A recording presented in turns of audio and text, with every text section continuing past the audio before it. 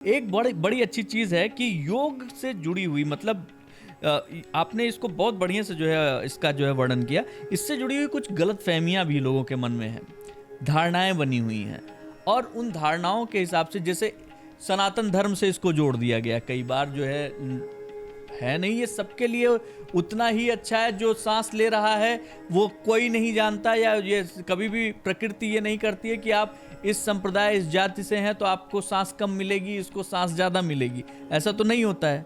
लेकिन इसके बावजूद योग को कई गलतफहमियों के साथ भी जोड़ दिया गया है कि ये इस धर्म से जुड़ा हुआ है, सनातन धर्म से जुड़ा हुआ है। बाकी लोगों के लिए कुछ लोग इस बोल देते हैं कि भाई हमारे यहाँ तो इसको जो है बिल्कुल करना ही नहीं चाहिए, इसको जो है पाक नहीं माना गया है, समथिंग समथिंग समथिंग।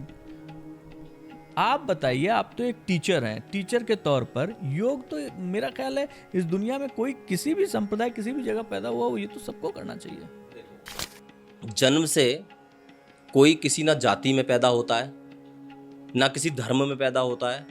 हर एक व्यक्ति एक मनुष्य इंसान की योनि में पैदा होता है। उसके बाद मैं मुस्लिम धर्म के बारे में कहूँगा कि 1400 साल पुराना है। उससे पहले इसका कोई है ही नहीं, नाम ही नहीं है। ये कई टीवी चैनल्स पे मेरी डिबेट भी होती है इस चीज़ के बारे में।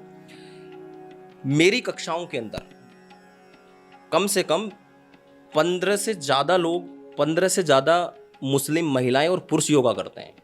कोई दुबई से जुड़ता है, कोई सऊदी से जुड़ता है, और इंडिया से में कई जो हमारे यहाँ उत्तर प्रदेश बिजनौर में चांदपुर एक जगह है, वहाँ एक पूरी डॉक्टर की फैमिली है, पूरी फैमिली मेरे साथ योग करती है। और एक मेरी स्टूडेंट है, मैं नाम लेके बोलूँगा, मुबस्सिरा, उन्होंने 2 महीने में अपना 13 किलो वजन कम किया और अपनी नंद को, अपनी भाभी को, इसको उसको सबको मेरे साथ जोड़ा। सब बहुत बेहतरीन रिजल्ट ले रहे हैं। एक तो योग सबके लिए है।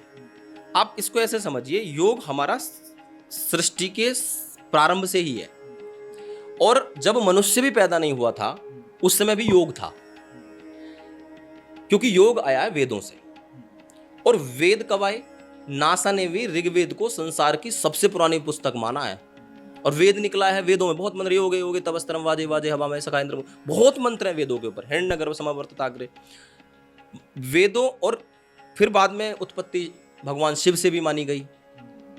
तो यहां से एक बात हर किसी पढ़े हुए व्यक्ति को, पढ़े लिखे व्यक्ति को समझनी चाहिए, ना योग हिंदू का है, ना मुसलमान का है, ना सिख का है, ना ईसाई का है। हाँ, मैं ये जरूर कहूंगा, सत्य सनातन वैदिक धर्म ने इस योग को आज के समय में आगे जरूर बढ़ाया है। मुस्लिम्स उसको, या मैं कहूं कि ईसाई, वो इसके ऊपर उतना ध्यान नहीं दे पाए। लेकिन आज के समय में आप जाइए चाइना, आपको पता है भारत से ज्यादा योग का स्कोप चाइना के अंदर है। वहां कौन है? बौद्धिस्ट हैं। वहां कौन लोग हैं? वहां योग के लगभग मेरी नॉलेज में 150 से 200 योगा टीचर हैं मेरी नॉलेज में। और एक मुजफ्फरनगर में एक गांव है कुडाना, उस गांव को तो मैं योग नगरी कहता हूं।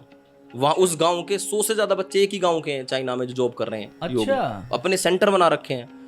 आप दूसरे देशों में जाइए, अमेरिका जाओ, कनाडा जाओ, यूके जाओ, जहां भी जाओगे आप योग मिलेगा।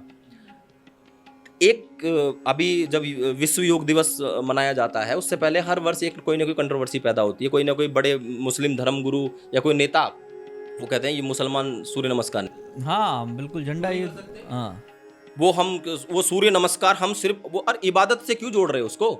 आप चलो हम मानते हैं अल्लाह के अलावा आप किसी के आगे नहीं झुक सकते। आप सूर्य नमस्कार में आपसे कब कहा गया कि आप सूर्य को नमस्कार कर रहे हो? और सूर्य को नमस्कार कर भी लोगे तो मुझे नहीं लगता कोई बुराई है। पूरे दिन सूर्य से ऊर्जा लेते हो, पूरे दिन सूर्य से आप प्रकाश लेते हो, वो ना निकले तो आप कैसे रह पाओगे?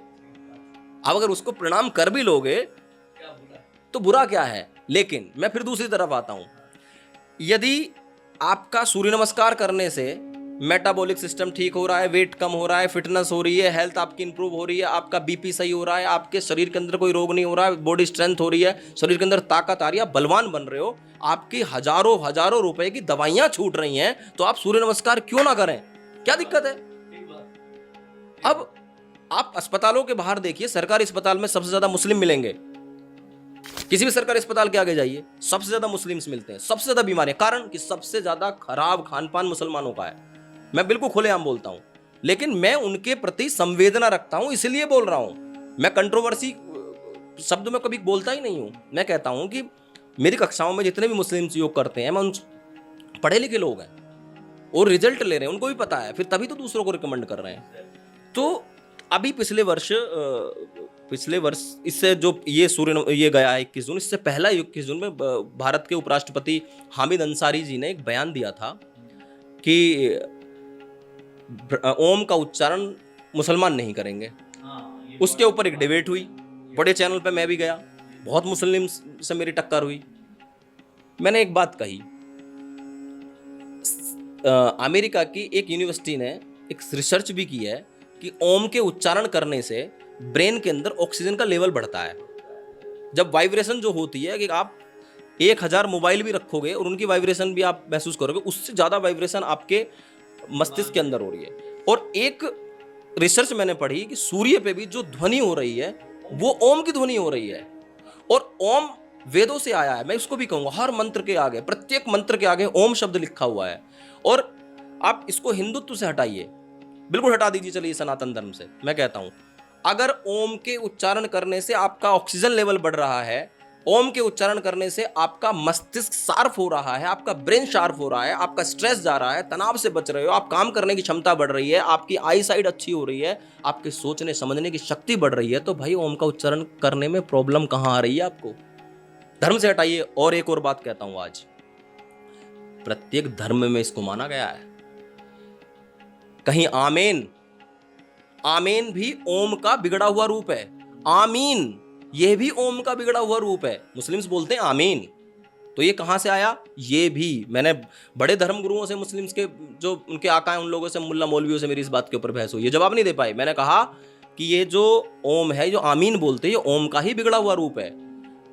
आमीन, आमीन और एक ओमकार, हमारे सरदार बोलते हैं एक ओमकार, सीधा सीधा। और ओम भाई ये तो सृष्टि के प्रारंभ से है, कहीं ना कहीं किसी ना किसी रूप में आपने उसको नाम स्वीकार, हाँ, नाम बदल दिया है।